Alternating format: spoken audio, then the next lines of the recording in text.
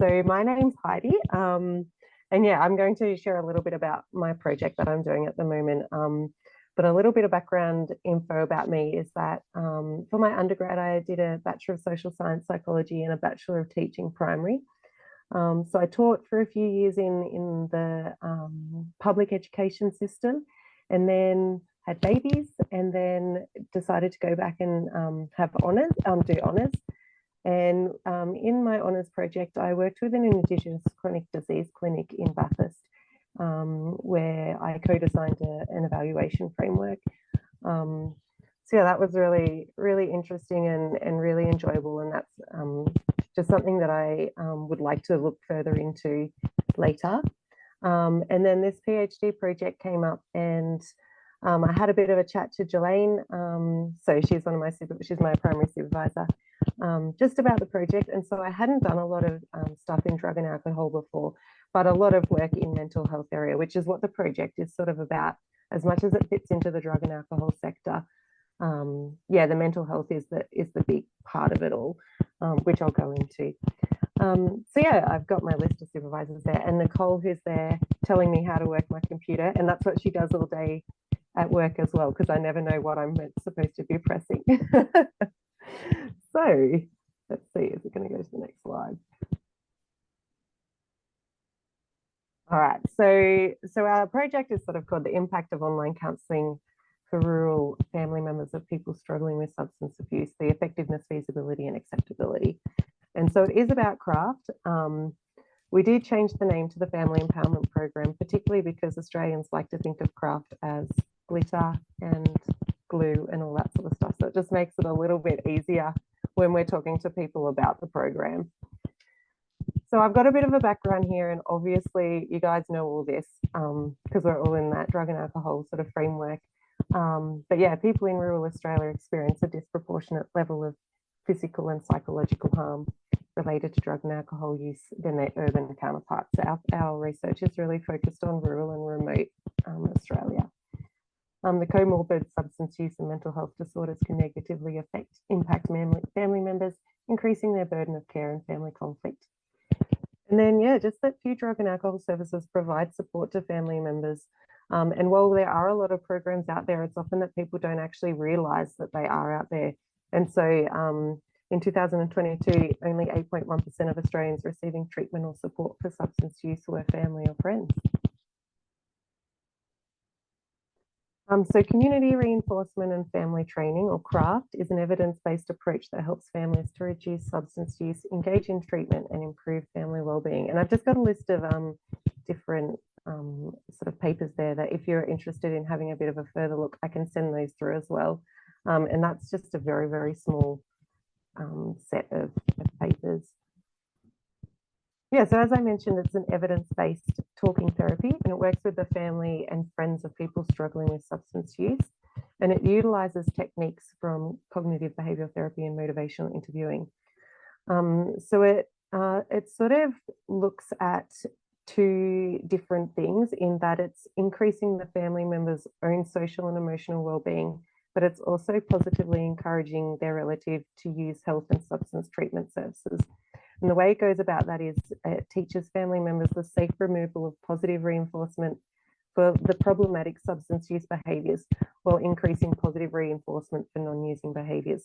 So that's sort of that idea of when you're helping someone who, for instance, if someone's come home and they're drunk and they fall asleep at the bottom of the stairs, and that idea of, well, we help them by cleaning them up, putting them in bed, and then the next morning they feel good because yeah, so that's that positive reinforcement of the substance use behaviours comparatively to the positive reinforcement for non-using behaviours. And that's sort of the idea of seeking and understanding what are the really positive things that people like to do, and then encouraging that they do that with their loved ones when they're sober or not using alcohol or drugs.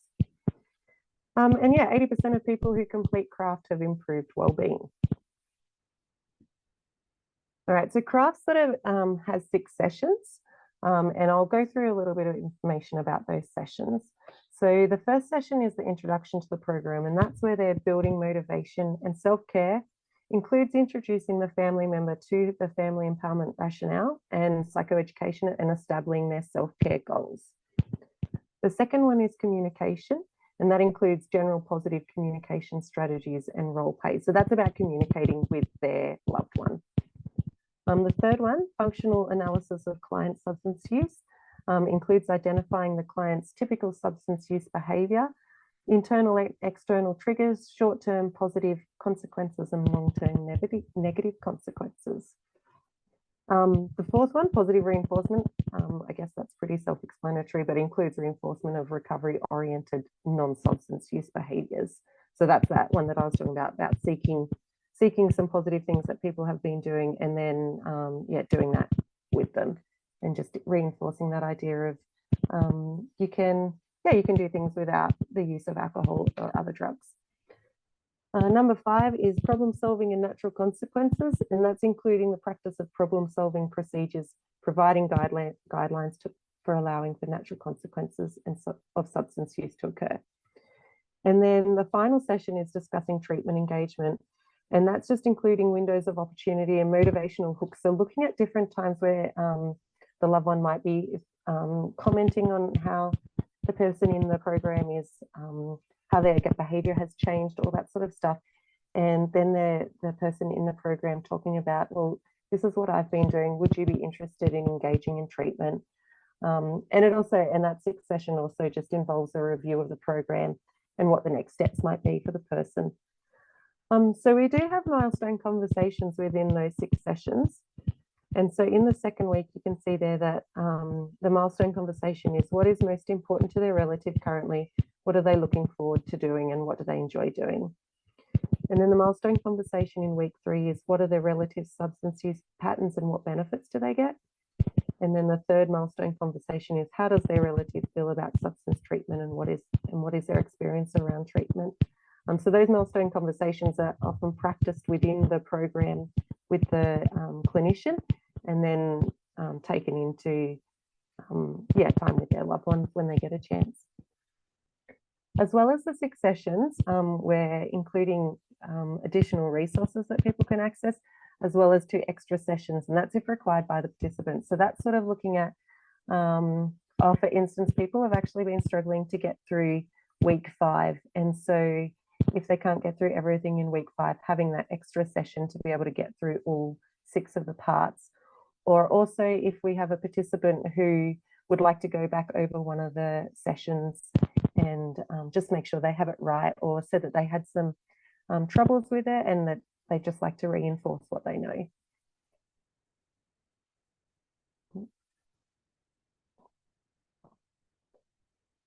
So the practitioners that have been involved in our program, we had 18 provisional and accredited psychologists attend a 2-day training course for the Family Empowerment Program, and they were across New South Wales, Victoria and Queensland. They came to Charles de Orange for the day, and the training, for 2 days, sorry. And the training was provided by Brian Cerner, and he's the CEO and founder of Cerner Solutions.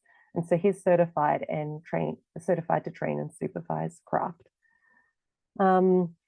Training provided practitioners with practical skills to improve family wellbeing and help people reduce their substance use. And practitioners providing the Family Empowerment Program are in the process of receiving craft accreditation.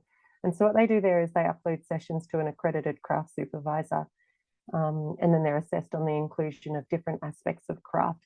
They don't need to get it all in one hit, so they don't need to go from session 1 to session 6. If they've uploaded session 5 and that's really well done, they get that ticked off, and then they might come back and have session 1 ticked off, that sort of stuff. So with our Family Empowerment Program, we do have some inclusion and exclusion criteria, and you can sort of see the list there. So I guess the main ones is that they need to be able to attend the program, and it has been online. It was offered to practitioners that they can do it face-to-face if they need to, but so far we've had everyone online, and that's been important because we are looking at, I guess, just people not being able to access services in different areas, and if an online craft program would help people be able to access that. For the exclusion criteria, we have had to exclude people with domestic and family violence from the person with substance dependence to the family member. And the reason for that is that I guess removal of behaviours can increase domestic violence. And so, yeah, we have had to be really careful with that. And we do a screener at the beginning just to make sure, like, sort of where people sit. If people are excluded due to domestic and family violence, we do send them different information that they could use and different programs that they could access in sort of their area or online.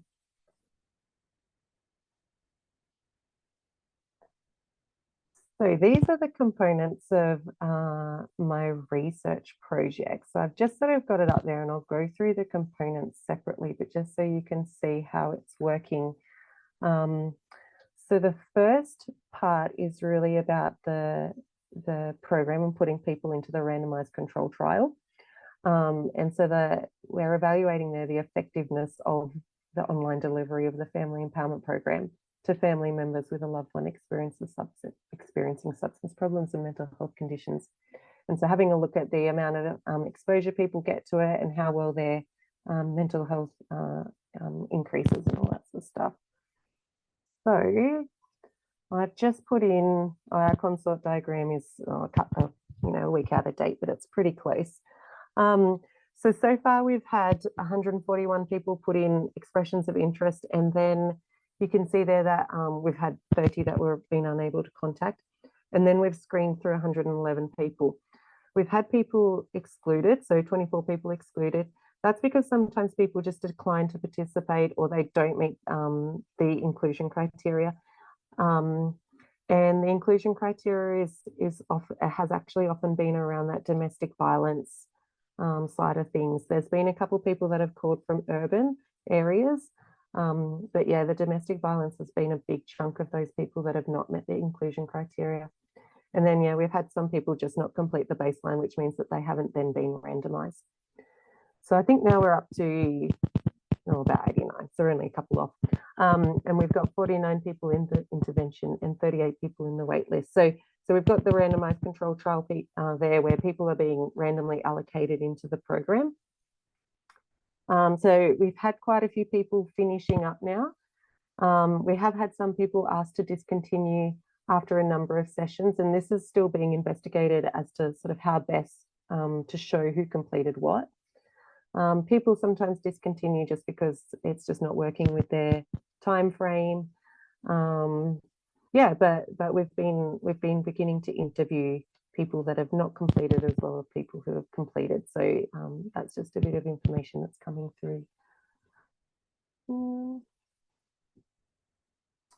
So this is how our outcome measures are working. And so we screen people when they come through and we go through that eligibility criteria. And then if they're eligible, they're given the baseline or the first outcome measures. So the outcome, I'll go through the outcome measures in a moment, but they're all the same and they all sort of look at the same things. So they're given the baseline. Once they've completed that, they're then allocated into the intervention group or the waitlist group. You can see there that the intervention group then have 6 weeks of the program. It's obviously sometimes going a bit longer because people have different things come up. So it could take from 6 weeks to 10 to 12 weeks. And during those 6 weeks, the waitlist people are given reading material. And so they go through that. At the end of those 6 weeks, we have the second outcome measure, and we're assessing there whether the intervention groups mental health measures have increased or if they've stayed the same, different things like that, and same with the waitlist. And so we're then able to compare if the intervention group is different to the waitlist group. Because it is an intention to treat program, we then have the waitlist group receive the family empowerment program for 6 weeks, and then they receive the third outcome measure, or both groups receive the third outcome measure. And so for the interventions group, it's seeing if the answers on the outcome measure stay the same, if they decrease, if they increase, and just what's going on there. And then with the waitlist group, their third outcome measure is quite similar to the second outcome measure of the intervention group. So our outcome measures are are measuring 4 different scales over 3 time points, as I showed you. So we're looking at the depression, anxiety, and stress scale, satisfaction with life scale, the flourishing scale, and the brief cope. And so people go through those different sections in their outcome measure, and then it's the same on the second and the third outcome measure. And so that'll be just evaluated right next to each other.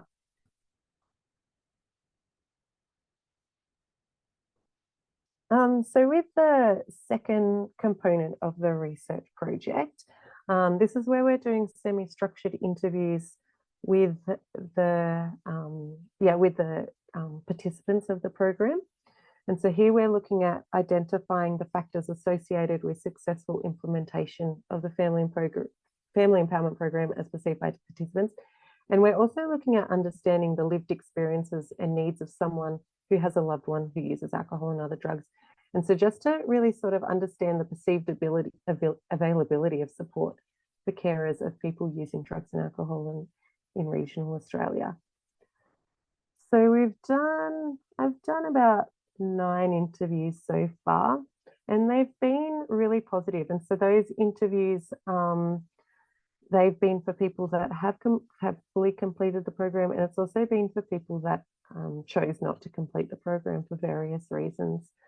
So yeah, even the people that chose not to complete the program, most of it was really positive. And the most recent interview I had, which I don't have on here, their main concerns were that their loved one lived a fair distance from them, and so they really struggled to put the program into place. But as a whole, the program helped. They felt that the program helped their mental health. It's just that they weren't able to then see the positive influences on their loved one who's using alcohol and other drugs. So yeah, you can see some comments there. You know, it's making me look at things from a different perspective. It was asking questions that I'd never thought of before, helping me to listen, starting a new way of communication, and particularly about putting achievable goals in front of themselves. So rather than sort of thinking, oh yeah, it'd be great if that person quit smoking or something like that this year, or I'll stop doing this year. But what am I actually going to do this week, and what am I actually going to do today? And just having the practitioners follow up on that to, so sort of that idea of you're being held accountable. So the next week, the practitioner will check in with you. Just some really general comments were that the practitioners have been really non-judgmental, supportive, and adaptive. And that adaptive sort of lays around that idea of people might live further away, different relationships as well. And that causes quite a different way of people talking to their loved ones. So, you know, siblings, husband or wife or partner, or even if it's their parents, it's all quite different. Participants have liked that the program includes both someone listening, which is often so the aspect of counselling, but that it's also teaching techniques to use, particularly around how to have those hard conversations and the goal setting. And then another big one is that their shame around their loved ones' alcohol and drug use has lessened, and they're learning to take it less personally. Yeah, that's some feedback as we've gone through the interviews. And so the third one will be semi-structured interviews as well, and that will be with the practitioners just to identify the factors associated with successful implementation of the family empowerment program as perceived by those practitioners. So none of those have happened yet. That will be towards the end of the year when we're finishing up the program. So from August, we're going to stop recruiting people, and then we'll have we'll have people that will be in that waitlist program, which will be the 6 weeks wait, and then the 6 weeks program. So they'll finish up around the end of the year, and then we'll start interviewing practitioners just around their how they felt the program went. It'll include how they felt it went using it online, and yeah, just what the successful implementation looks like.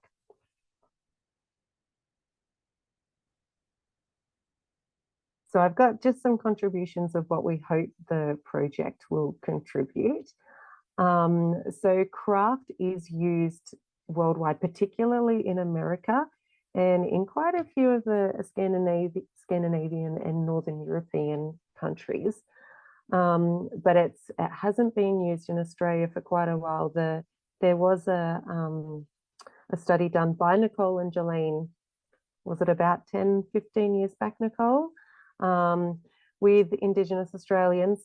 In the end, I think it ended up, sorry, please correct me if I'm wrong, Nicole, but it ended up being used with the people who were using alcohol and other drugs, not with the family members. Am I right? Yeah, so we looked at, there's two programs that's associated with, there's community reinforcement and family training, that's for the family members, and there's the community reinforcement approach, and that's for the person that's got the substance use concern. So we worked with some guys at NDARC. I was in an NGO, drug and alcohol service, and we rolled out CRA. We did that in some different communities. They did some adaptation work for Aboriginal health organisations, and we did a little bit of craft. It was tricky though. Yeah. Yeah, thanks. Yeah, so it hasn't been used in Australia, and so this will provide an understanding of craft within rural Australia and as well as online. So then it can also contribute to just the knowledge around the increasing use of craft. The other thing is that it'll provide provide an in-depth qualitative understanding of craft. And that is because most research done on craft is quantitative. They're often randomized controlled trials. And I can only find one qualitative paper around craft, and that's similar. And it was in a Scandinavian country where they interviewed the participants similarly around the effectiveness of it. But yeah, that's one in, there's lots of papers around the quantitative study of craft. So my paper's also being done through a feminist theoretical lens. And so also just being able to gather and analyze the data around the differences between female and male experiences. And that'll happen both with the participants and practitioners, which I'm actually really interested by because it is so far a highly gendered research project in that 98% of our participants are female. On that note, they tend to be in the sort of 40 to 65 age range, and Caucasian Australians. And so, yeah, it will be really interesting to see if there's a difference between the male and female just experiences there.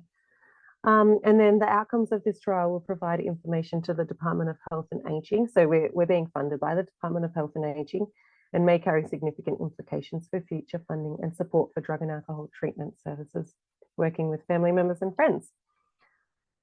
So that's sort of all I had to share. There's the references that I had within it. But I can send out any papers that people are interested in. But yeah, if there's any questions, I'd love to hear them or comments, and I can, share what I think. Thank you, Heidi. That was great. Do we have any questions from?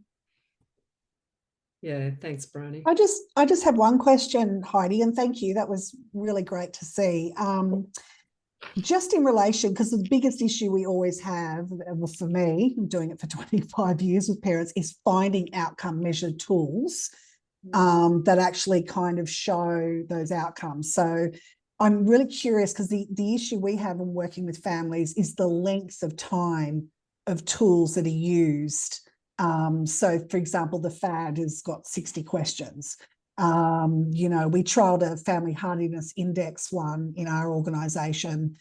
We did that with the Matilda Centre, and the outcomes are actually quite conservative. But if you look at the qualitative stuff, it's actually a completely different story. So we've been looking for kind of tools for a long time. I'm curious. The DAS is always a good one, but in terms of the other ones you used, how long are those questions? How big are they? So they're not more than 20 questions each. Obviously, DAS is 21. But I think what's it called? But one's about 5. So they're quite short. So even I had someone call the other day because they just couldn't work out how to access the survey on their phone or their computer. And so I just went through it with her, and it took about 10 minutes. for me to Yeah. ask the questions, click through. So yeah, it's not been particularly long. When we send out a message with the outcome measure, it says it'll take about 10 to 15 minutes to complete. But Yeah. often I'll send out the message and, 5 to 10 minutes later, I've got the little things that coming back saying that they've already completed it. So it's not, it's not hard to complete. It is just the tick the box, and those 4 scales are quite short. Yeah, and it'll be good to see the outcomes of that, really, because that again, with the pressure on prove it. There's just been such a when I've done 2 lit reviews around that sort of thing, the tools are not available. It's like what we want doesn't exist in terms of accurately measuring change for those families, particularly because we work with young people, so people are kicking off. So we see it get worse, which is understandable, before it actually gets better. So to try and, you can qualitatively explain that, but quantitatively, I'll be really curious to, very excited about seeing your outcomes. I think there's quite a few people who've been looking at outcome measures. I know 5-step method do. Claire, did you want to say anything? And Anna, I could see you putting your head was going up and down. Maybe we'll come to you, Anna, in a minute. Claire, did you want to say anything there? I'm just really curious about the flourishing scale, Heidi. That sounds really interesting. Can you speak a bit more to that and where you found it and what it's been used for in the past? I'm going to let Nicole talk about that one. That was before I was part of the project. You're going to pass the baton, are you? Good, I like it. Also before my time too. That was Lane's. I think she's used it in a range of different projects. I suspect she would have used it in First Nations research as well, if I'm correct. Yeah, I can't. Sorry, you've stumped me. I've just popped a link into the chat. NovoPsych is a good website that has a bunch of these kind of scales. And if it's the same one, I've put the link for a flourishing scale. I don't know if that's the same one that you're talking about. Well, thanks, Alison. That's great. Yeah. Anna, did you want to say something there? You've got to put your microphone on. Thank you. And awesome, Heidi, for your presentation. Thank you. The couple of things that I so interested in the feminist lens, the methodology that you're bringing in, and the qualitative insight to this stuff. So important, going to the source as far as the family members that are, rather than the quantitative randomized control trials. I think, and that was something that I found in the research that I did, was going to the family members themselves and actually getting their perspective on this experience. And then, if we join the dots with looking at the potential longevity of, substance use and the challenges that families face in that space, coming in and out of service engagement, through different cycles. We have families that are, in that early stage of experimentation with their person, and potentially a lot of our families that present with adolescents with dual diagnosis come in, in that space. And then, of course, we have the family members that have been there for decades, traversing the very tough journey of this as family members. And the diversity of presentation that comes to us at Family Drug Support, across the board, that's been such an eye-opening observation in the field, and then when looking at research and thinking, capturing the different presentations, I guess is what I'm trying to say. And I don't even know what I'm trying to say.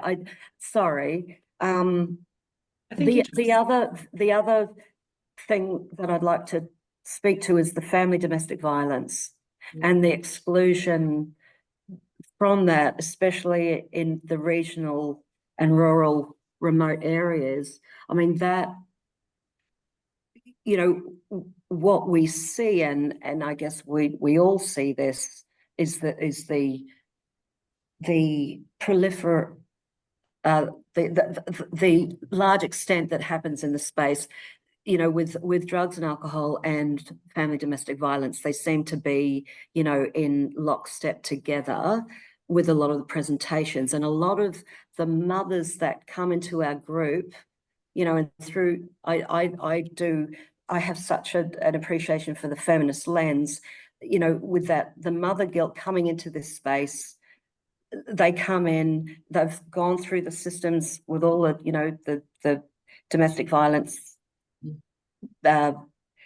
protections, and they're still engaging with their children. And so the reality that we see is the families that have come through all of these wonderful interventions, and they're still coming, you know, and they haven't fixed it. They haven't fixed it, no matter what interventions they go to, and we see that in the statistics. Anyway, sorry, it's quite a journey, isn't it, Anna? It's a journey. It's a journey, and it's difficult for families, and yes, so, okay, yes, thanks, yeah. Anna. Thank you. Yes, Ros, your microphone is off, so I can see that you want to ask a question. Where did she go? Ros? Yeah, hi. I just, yeah, that was great. Thanks, Heidi. Just had some comments that, like you're talking about, it is a journey, and that's why our program isn't, you know, our people come in and stay for as long as they like and can stay for the rest of their lives.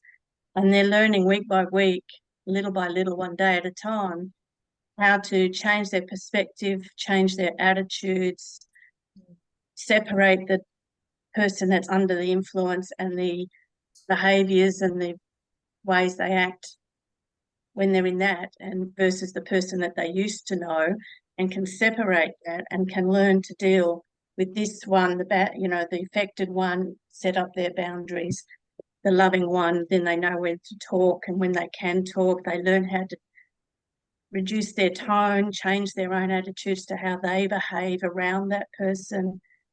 And we have done a membership survey, and we do have a question in there about what it's like before and what it was like after, and they do show that increasing scale of, we have a lot of questions around how their relationships are better, their work life is better, their social life is better, and it goes up like this for up to into the 90% of the membership or more. I can't remember the numbers, but we do have that, and I could share that with you when, not right now because we haven't published it yet, but shortly it'll be ready, and I could share that with you. That would We be love great. that, Ros. That'd be Google Drive or great. something. Yeah, no, that would be yeah. great. Yeah, thank you. Yeah, because we find all the people do have the best outcomes, and they yeah, and we could, you know, after your limited, after 6 weeks program, we could, if we were happy to refer people to Al-Anon family groups, that they could continue at their own pace in their own time. And I think it sounds like a very similar program. Thanks. Yeah, thanks, Ros. And we have had some people that have been involved in Al-Anon or other groups when they've called up, and we've had to ask them just to pause for the 6 weeks, obviously, so that with the research we can see if the research is if the changes are due to our program. But yeah, lots of people saying how helpful their program was, and that they've joined this, and this has given them different insight, and then that they've gone back to their program. And so yeah, it's absolutely that all these programs can work together quite well. Yeah, and just give different things. Yeah, and I guess in a way, family needs are going to be very similar to the people who are using alcohol and other drugs, in that they need a lot of different treatment options as well. So it's just important that we've got an array of options available, I think, in Australia, and that's what makes this space so exciting at the moment. Anyone else have a question for Heidi? Yes, Robert does. Yeah, Heidi, thanks. Great presentation. I was really interested, echoing what you're saying about the high percentage of women, or generally it would be mothers who would be the participants. We run the breakthrough program, so we developed that in partnership with Turning Point in Melbourne. And during COVID, we had to, like everyone, adapt our programs to be online. So we adapted the program online and then developed a support group, and then did the research on the impact of online engagement with that. And we published that article last year, so I can put that in the chat as well. But it demonstrated again that it was mostly white Anglo-Saxon middle class who engage. And so for us, the big research question, amongst others, is also where are the men? Where are the fathers, brothers, the sons, and how to engage them? We know that, generally the feedback from those who are participating is that they're holding the emotional load or the burden. And as mothers, it's a fundamentally different relationship than what a father or a brother or son has. And yet, how are they getting information about this, or how are they engaging around the concerns they may be having? And yet we, like Family Drug Support, we run a helpline that's made up of volunteers, and we have a really strong proportion of men in that space. But when it comes to the difference between men and women who engage in our services, it's way and above 95% women. So it's just a really interesting thing. I don't know the answer to that, but that seems to be such a glaring area of research. And I know that at FA&NAT in Rotterdam last year, there was some German studies around looking at how men and fathers respond differently and how they manage the situation. Often it's like a withdrawal. I'll work it out, or I'll leave that to my partner to work out, or they have a different way of engaging with what the issues are. But there's so much area for research in that space. And we looked at different wellbeing studies, research modules within that. So if I can work it out, I'll put it in the chat. If not, I'll forward it to Paige to add into the mix. But yeah, great work and really interesting. Yeah. Thanks, Robert. And I've had a look at a fair bit of a look at the breakthrough stuff, and it was probably you that I was going to email to see if I could maybe not necessarily join in on some of the sessions, but just sort of get some more information. Oh, you're most welcome. I mean, okay. Yeah, you're most welcome. And the interesting thing is, because we were online, we suddenly had people from Ireland, Myanmar, can you believe it? We had people from around the world participate in the program. And whereas before it was a face-to-face program, so our reach has been so much greater. So even someone who lives in the city can be more isolated than someone who lives in a rural area for whatever reason, especially around violence or just disability or what other issues around getting out into face-to-face opportunities for connection. So yeah, you're most welcome. Yeah. Right. Thanks, Robert. I'd like to just say something there. I'm really interested around this, the fact that the majority of people that are turning up are women, because in the group I've been running, which I'm now reviewing, it's been about 50-50 men and women. But what's noticeable is that the men come in a couple, and so they're a certain profile in the sense of being highly motivated couples in a fairly good relationship. But what they do discover as the program evolves for them is just the very different dynamics that have emerged for both of them, and that's particularly around enablement and control. And then once they've sort of, this is just thematic and reflective on what I've observed. I haven't measured anything. But what has also come up in this group is how once that there's some understanding between the couple, they want to bring their adult children who are related to the substance user along. And seems to be a pattern of anger that comes from the children, which is quite distinctive, the adult children. So I'm really interested in doing some case studies, retrospective case studies in this development phase of Compass, to just see how that plays out and how that looks. I mean, in terms of who's turning up for these things in the first place. We have an open door policy, so there's no exclusion criteria or anything, and there's no registration into the program. They just turn up. We encourage them to stay for the whole 8 modules, and the ones that do have that profile, which is very interesting. Yeah, it's interesting because you're also working in Canberra, and they're a bit of a different group there of people. I can say that because I am a Canberran originally. The demographic is interesting. They're very different. Yeah. So being on the northern beaches, it's even It is a bit, can feel that way at times. And although it's very challenging because you get a diversity as well in the room, and that's another thing I'd like to be looking at more, the diversity and how it plays out. I kind of agree with Karen about that. And I was just saying, Rob, because your work sounds really fascinating as well. We get quite a good proportion these days. We've been doing our program for about 25 years, and we've, through the building in the community, you know, build it and they will come. And we have a lot more dads. But I think what's different for us, because I noticed with Craft, it's for 18 up.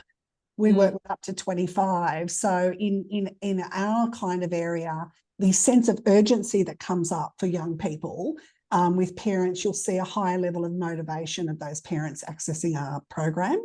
The only difference that we do, though, is we do not, in our model, actually put young people and parents in the room together, because unless you're doing, you know, pure family therapy, you know, of course, there's going to be leaning into particular people and they can feel ganged up on. And Heidi, I'd really love to talk to you more about some of the work we're doing in that youth space, which can kind of change the type of presentation, because people are there acutely distressed and hysterical by the time we kind of get them. So it's not necessarily the long haul, but they're in those early years. And most young people, I don't get 15-year-olds popping in going, I'm so done with my drug use. You know, they're warming up.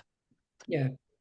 And sometimes it can be quite a protracted career as well. Correct. And the families are on a journey with their loved ones. Certainly. Just doing their best.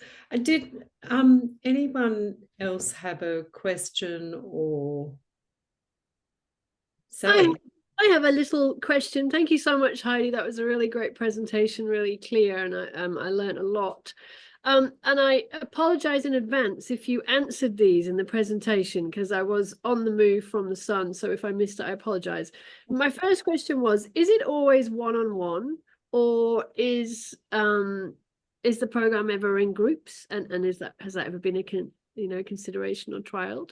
And the second question is a very boring one around recruitment, because I was quite impressed at your numbers of recruitment for a research project. I just wondered how you'd approached and where you'd got your people from. Yeah, they're good questions. So for the first one, for this study, it is one-on-one. I know that Craft in America and different things have also got, they can do it with family groups, they can do it with sort of partners working together for their kids, things like that. But because of the way the study is running, we are doing it one-on-one. We have had some family members sign up, but they've all been allocated to different practitioners so that we can continue on with that sort of research side of things. Also on that, Belinda, there is Craft for children. And so again, we're just, that's not part of this research. So that's why that didn't come up in this sort of talk. With the recruitment, that's been an interesting one. So originally, Nicole took a bunch of posters around to surgeries within, so doctor surgeries within Orange. And I mean, realistically, we don't even know if they got stuck up. So then we decided to do a Facebook advertisement, so paid advertisement. And we've had most people come through there. We've also had some people come through a group called Sober in the Country. So they were advertising as well. And then we've had some people that came to the training, but then didn't end up doing Craft as a practitioner, but within their groups that they run, they've also shared the Craft program, but predominantly it's come through Facebook. So we were looking originally at we were hoping for 220 or so clients, and we're up to that 80 or so.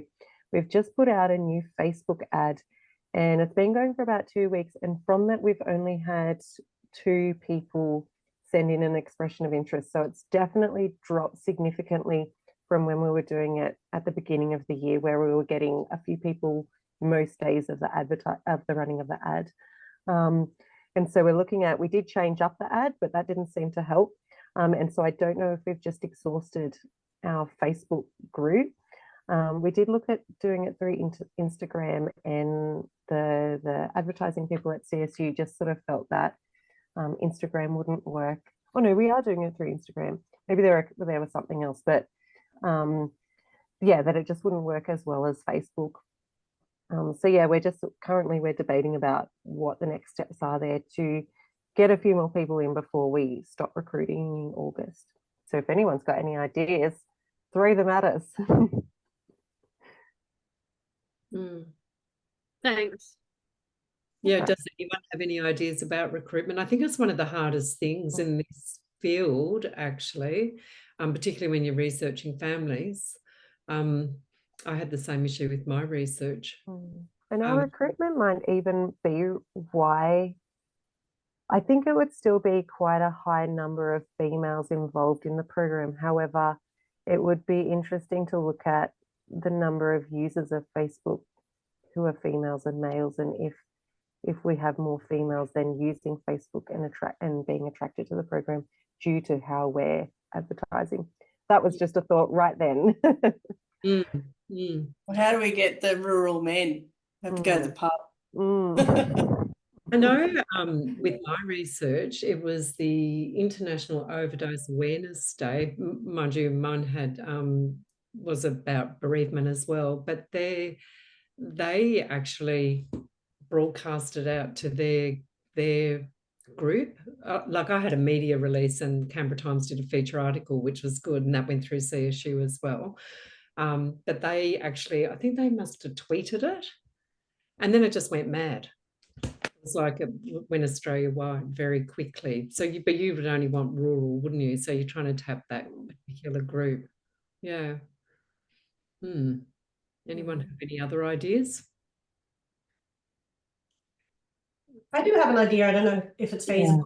I wonder if anyone's ever tried recruiting through the ADIS helpline in New South Wales. I suspect you probably get a lot of calls through that in the first instance. Yeah. I didn't do the ADIS, but you could do ADIS in New South Wales, Victoria, everywhere really, because they're in every state and territory. The other thing I did do was the old, I can't think what it's called. It was set up by AGCA, and it's a networking, broadcasting, a server list. And I thought I would get inundated, but I didn't. Not getting. I mean, it's interesting. Yeah. We've just recently put a survey through. There was a collaboration between 3 organisations, and we put it through all of our network interagency meetings, and put it through bulletins, through peak bodies, and just promoted it that way for participation. But it was a survey, but I mean, research being done on it. Yeah, and the other thing that people said to me as well, and I did do this, and I got quite a few people this way as well, was that family members don't typically go to a drug and alcohol service and we know that because about 8.1%, unless you're in Canberra and they go to Compass, but which is part of a drug and alcohol service. But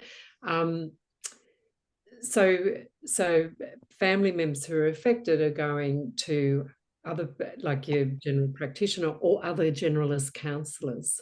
So that's another way of picking up people. Yeah, and I don't know about Al-Anon, Ros, as well.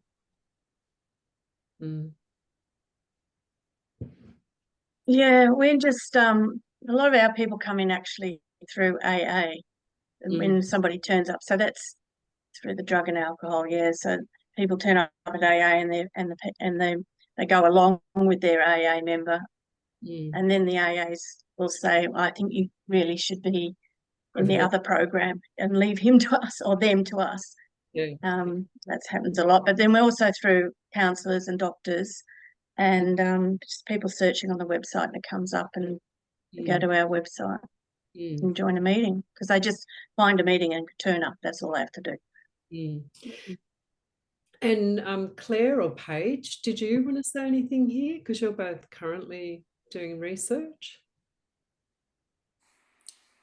Yeah, I definitely agree it's hard to find participants. I was doing qualitative interviews, so I only needed about 20 or so a much smaller number than you needed.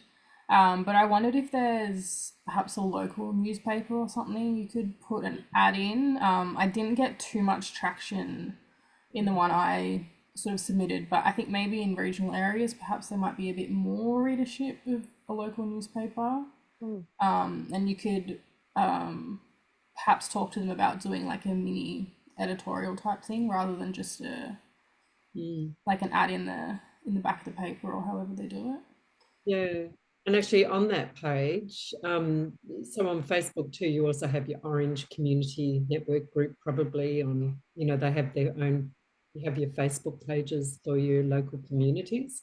You might be able to do something there as well. Yeah. I think Facebook has a pretty big reach, doesn't it, really? Yeah.